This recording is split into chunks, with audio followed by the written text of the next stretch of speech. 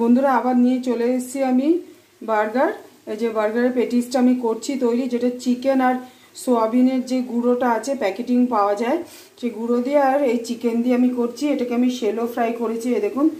পরে আমি আবার এটা বাটার দিয়ে ভাজবো। এখন তেল আর একটু ঘি দিয়ে ভাজছি, মানে পুরো গ্যাসটাই ওখানে নোংরা নোংরা হয়ে যাচ্ছে এটা ভাজতে ভাজতে। এই যে দেখুন এত সুন্দর লাগছে এটা, আর খেতেও সেরকম দুর্ধর্ষ হয়। আমি আপনারা ইচ্ছে করলে এটা কিন্তু ছাকা তেলেও ভাজতে পারেন, কিন্তু আমার শ্যালো ফ্রাইটা বেশি ভালো লাগে দেখে আমি শ্যালো ফ্রাই করছি। তারপরে আমি এটাকে আবার বাটার দিয়ে ভেজে নেব। আপনাদেরকে আমি পুরো রেসিপিটা দেখাবো। এই যে দেখুন শ্যালো ফ্রাই আমি করেছি এটাকে। এই যে দেখুন শ্যালো ফ্রাই করেছি, শ্যালো ফ্রাই করেও দেখুন কেন গোল্ডেন ব্রাউন রঙটা হয়েছে, দারুণ লাগছে। কিন্তু আপনারা কিন্তু শ্যালো ফ্রাই করে খাবেন, সত্যি ভালো লাগে খেতে। এরপরে আমি এটাকে সেকেন্ড পার্টে এখানে বাটারে আমি এটাকে ভাজবো।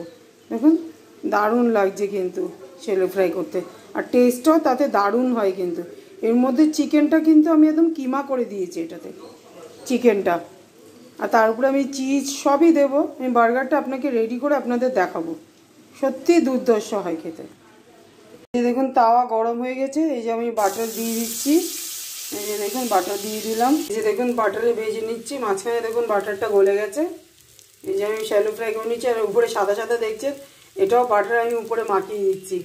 এবার আমি ভালো করে ফ্রাই করে নেবো এটার সঙ্গে, আমি হালকা হালকা করেই ফ্রাই করে নেবো। দেখবেন এত সুন্দর খেতে হয়, মানে বলার কথা নেই। তারপরে আমি পুরোটা আপনাদের স্টেপ বাই স্টেপ সাজিয়ে দেখাবো।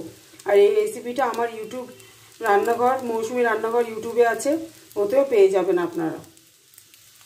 আমি বার্গার বেসটা নিয়ে নিয়েছি, দেখুন এটা নিচেরটা আর এই যে এটা ওপরেরটা। আর এই বেস কিনতেও পাওয়া যায়, আপনারা বাড়িতে বানাতেও পারেন। এই যে আমি আবার দিয়ে দেবো যে টিক্কিটা রেডি করেছিলাম, সেই টিক্কিটা আমি দিয়ে দিচ্ছি।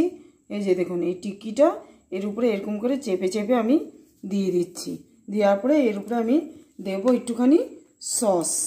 এই যে সস একটুখানি জাস্ট এরকম করে দিয়ে দিচ্ছি সস। এরপরে আমি যেটা দেব সেটা আছে, আপনাদের সঙ্গে শেয়ার করছি, দাঁড়ান। সেটা রয়েছে এখানে, রয়েছে আমার এই যে শসা টমেটো সব আমি কেটে রেখেছিলাম। এই যে এখানে এই যে টমেটো দিয়ে দিচ্ছি, এই যে টমেটো দিয়ে দিচ্ছি। এবার আমি এটা এই যে শসা দিয়ে দিচ্ছি। এরপরে আমি দিয়ে দিচ্ছি পেঁয়াজ। এই যে পেঁয়াজটা আমি দিয়ে দিচ্ছি, চেপে চেপেই দিচ্ছি। পেঁয়াজ আরও ভালো করে কাটা রয়েছে।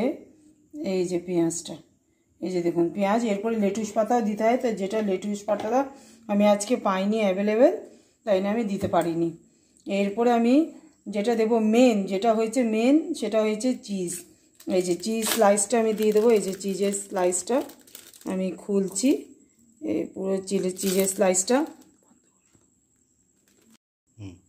এই যে চিজের স্লাইসটা দেখতেই পাচ্ছেন, চিজের স্লাইস, এটা না দিলে তো বার্গার মানাবেই না। এই যে চিজের স্লাইসটা আমি দিয়ে দিলাম। দেওয়ার পরে এরপরে আমি একটা চিকেনের প্রিপারেশন আপনাকে দেখাবো, দিচ্ছি কিভাবে দেব। চিকেনের আমি একটা কাবাব টাইপের করেছিলাম, এই যে চিকেনের কাবাবটা আমি দিয়ে দিচ্ছি, কেন এটার মধ্যেও চিকেন আছে। আর এই চিকেনের কাবাবটা দিয়ে এবার এটা আমি এই যে দেখুন ঢেকে দিয়েছি। এই যে পুরো লেয়ারটা রেডি হয়ে গেছে। এটা আমার হচ্ছে বিগ বার্গার, এটা বিগ বার্গার আমি তৈরি করেছি। এরপরে একটা কাঠি দিয়ে এটাকে আমি বাটারে একটু সেঁকে নেবো, কেন কি এটা মেল্ট হতে হবে, এটা পুরো মেল্ট হতে হবে। চিজ মেল্ট না হলে এটা ভালো লাগবে না খেতে।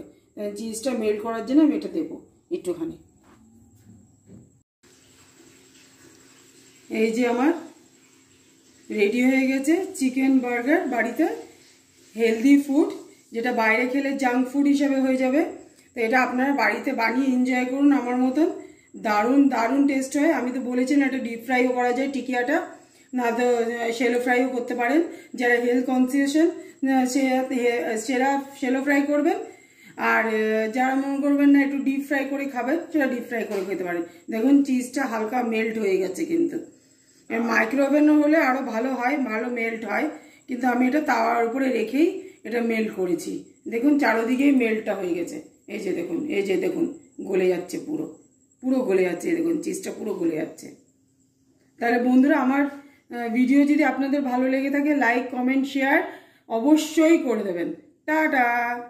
এই যে আমার ভুল হয়ে গেছিলো, আমি আগেই টাটা বলে ফেলেছি, তার জন্য আমি আপনাদের সঙ্গে সরি বলে নিচ্ছি। তা আমি তো ছেলের এক্সপ্রেশনটাই দেখাইনি, বাবু খেয়ে বলতো একটুখানি কেমন হয়েছে বার্গারটা, কেমন হয়েছে চিজ মেল্টে? ব্যাপক ব্যাপক হয়েছে, মুখে ভরে আছে, আমি তার জন্য কথা বলতে পারছি না, খুবই সুন্দর হয়েছে। তাহলে বন্ধুরা অবশ্যই, তার সঙ্গে কিন্তু কোল্ড ড্রিঙ্কস আছে, তার সঙ্গে কোল্ড ড্রিঙ্কসটা এক চামচ খেয়ে না, তাহলে গলাটা মানে ভরে রয়েছে, তাই জন্য ওটা। বাবু উপরে তোল, না তো হচ্ছে না তো। এই যে কোল্ড ড্রিঙ্কস, এই যে বার্গার হাতে ধরে রেখেছে, আর কথা বলতে পারছে না। তাহলে বন্ধুরা এবার সত্যিকারই টাটা দিয়ে দিচ্ছি, অবশ্যই কিন্তু কমেন্ট শেয়ার অবশ্যই করে দেবেন।